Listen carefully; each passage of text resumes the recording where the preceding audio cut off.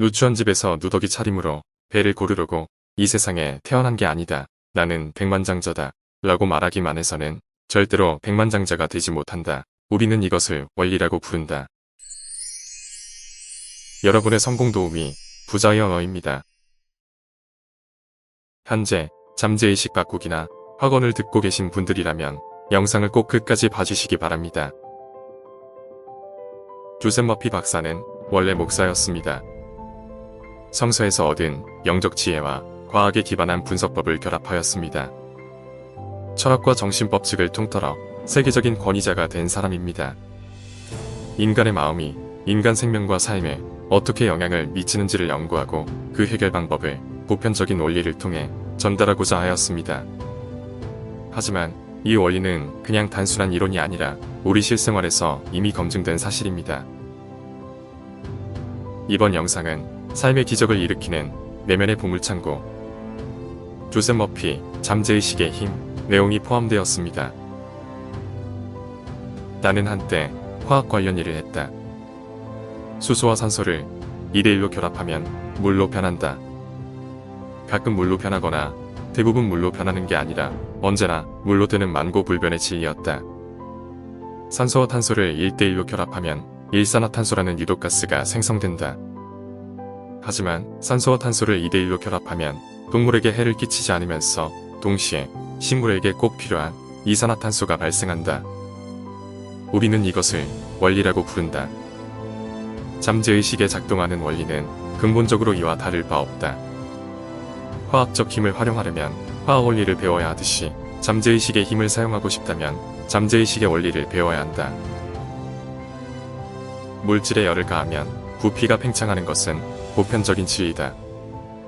마찬가지로 잠재의식에 새긴 메시지가 우주라는 스크린 위에 펼쳐지는 것도 보편적 진리다. 우리가 겪는 모든 경험과 행동은 생각에 대한 잠재의식 반응이다. 어떤 종교를 믿느냐가 중요한 게 아니라 마음속에 깃든 믿음이 결과를 좌우한다는 걸 잊어서는 안 된다. 어떠한 싹을 키우고 무럭무럭 자라도록 돕는 비옥한 토양이 바로 잠재의식이다. 그러니까 우리의 잠재의식은 우리 인생을 항해하는 데 필요한 선장이다. 선장이 올바른 지시를 내리지 않으면 배는 난파한다. 나에게 해를 끼치거나 상처 주는 것들을 믿지 마라. 육체와 정신을 치유하고 영감을 주며 힘을 북돋우고 삶을 꽃피우는 잠재의식의 힘을 믿어라. 도대체 잠재의식이 뭔데 하시는 분들도 계실지 몰라 간단히 설명드리겠습니다. 잠재의식은 인간의 무의식과 의식 사이의 중간 영역을 말합니다. 무의식은 말 그대로 의식하지 못하는 상태입니다. 오랜 기간 동안 지속되어 온 말, 행동, 습관들이 우리가 딱히 의식하지 않아도 자연스럽게 나오는 것들을 말합니다. 밥 먹고 이를 닦거나 아침에 일어나자마자 자신도 모르게 핸드폰부터 보는 습관도 무의식이라 할 수 있습니다. 의식해야 아는 것과 이미 습관화된 무의식 사이에 잠재의식이 있습니다. 이 잠재의식은 상상과 실제를 구별하지 못하기 때문에 똑같은 주장을 계속 주입시켜버리면 그것이 실제라고 판단하고 그렇게 행동하게 한다 합니다. 우리가 이 잠재의식을 잘 활용하면 인생을 180도 바꿀 수 있다는 것입니다. 사랑하는 연인을 만나면 사람들이 이런 말을 합니다. 사랑하더니 얼굴이 활짝 폈다. 연애하더니 얼굴이 더 이뻐지고 잘생겨졌다. 이러한 것도 어쩌면 잠재의식의 힘이라 알 수 있습니다. 상대방으로부터 내가 사랑을 받고 있고 나를 좋아해준다 생각하면 마음도 여유로워지고 얼굴빛이 달라집니다. 자신감도 높아집니다. 사람은 그대로인데 그 사람에게 나오는 기운 자체가 달라져서 인상이 달리 보이는 것입니다. 내가 어떻게 생각하면서 지내느냐에 따라 인생이 달라질 수 있다는 말입니다.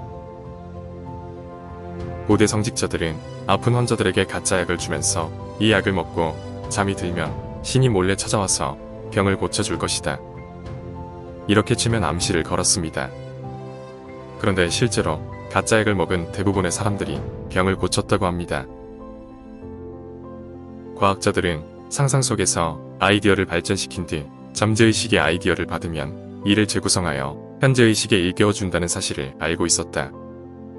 전기 분야를 개척한 니콜라 테슬라 과학자는 이렇게 말했다. 내가 만든 기기는 늘 내가 상상 속에서 확인한 대로 작동합니다. 20년 동안 그러지 않았던 적은 단 한 번도 없었습니다. 잠재의식에 올바른 지시를 내려야 한다.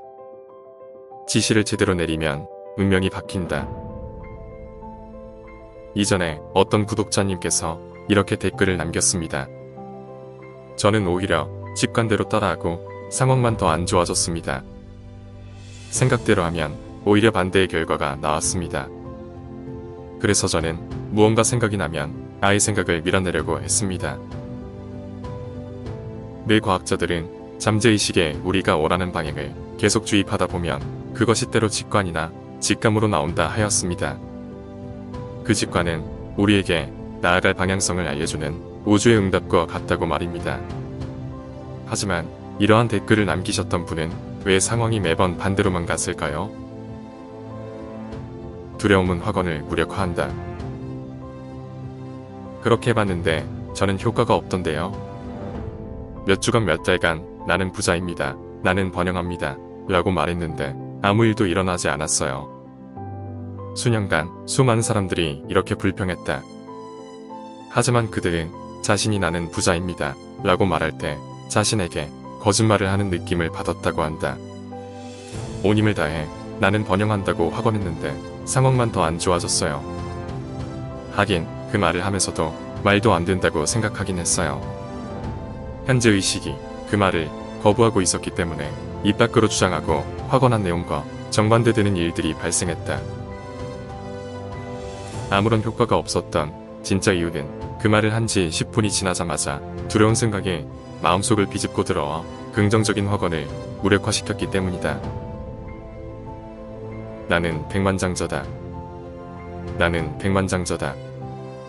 라고 말하기만 해서는 백만장자가 되지 못한다. 확언은 내면의 갈등이나 다툼을 불러일으키지 않을 때 그 효과가 가장 잘 발휘된다. 확언은 하면서 결핍한 상태를 생각하며 암시했기 때문에 결국 상황이 더 안 좋아진 것이다. 잠재의식은 아무 말이나 하는 문구를 받아들이는 게 아니다. 진심으로 자신이 진짜라고 느끼는 것만 받아들이기 때문이다. 최근 제 채널에 4시간 정도 되는 수면용 확언 영상을 올리고 있습니다. 잠들기 전 최소 5분 정도는 확언 내용을 따라하거나 자신의 목표가 이루어진 느낌을 가져보면서 나는 된다 라고 말해보라 말씀드렸었습니다. 그 이유는 잠들기 전에 하는 확언 반복이 더 효과가 있기 때문입니다. 잠들면서 하는 확언은 의식 세계를 벗어나 무의식 세계로 가기 때문에 내면의 갈등을 불러일으키지 않는다고 합니다. 깨어있을 때 생각나는 현실적인 문제, 즉 내가 재정적으로 쪼들린다는 생각과 충돌하지 않기 때문입니다. 저자는 이렇게 말합니다. 가난은 미덕이 아니다. 다른 정신질환처럼 일종의 마음의 병이다. 신체가 아프면 뭔가 문제가 생겼다는 것을 깨닫고 병을 치료하기 위해 노력할 것이다. 마찬가지로 누추한 집에서 누더기 차림으로 배를 고르려고 이 세상에 태어난 게 아니다. 행복하고 번영하며 성공하기 위해 이 세상에 왔다. 그렇다고 돈을 신격화해서는 안 된다. 진정한 부는 내 마음속에 있다는 것을 명심하라. 풍요롭고 행복한 삶을 원하면 그것을 얻기 위해 돈도 갖게 되어 있다. 나는 당신의 삶에서 당신 자신이 있어야 할 곳을 찾고 다른 사람의 안녕과 성공에 이바지함으로써 기쁨과 미학을 느끼길 원한다. 우리는 이렇게 자신에게 물어봐야 합니다. 내가 진정으로 부자가 되고 싶은 이유는 무엇인가? 나는 왜 성공하고 싶은가? 나는 어떤 사람으로 남겨지고 싶은가? 여러분이 세운 목표의 최종 결과를 아신다면 그것이 실현된 현실을 상상하고 보고 느낄 수 있으실 겁니다. 어떠한 불안감 없이 진정으로 요구하면 잠재의식은 그 요구에 반드시 응답해 여러분의 품속에 풍요를 가져다 줄 것입니다.